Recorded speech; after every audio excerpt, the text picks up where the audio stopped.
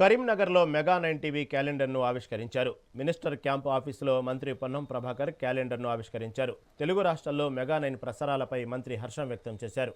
ఈ సందర్భంగా mega 9 TV ప్రేక్షకులకు యాజమాన్యానికి అభినందనలు తెలిపారు. మెగా 9 టీవీ ఉన్నత స్థాయికి వెళ్లాలని మంత్రి ఆకాంక్షించారు.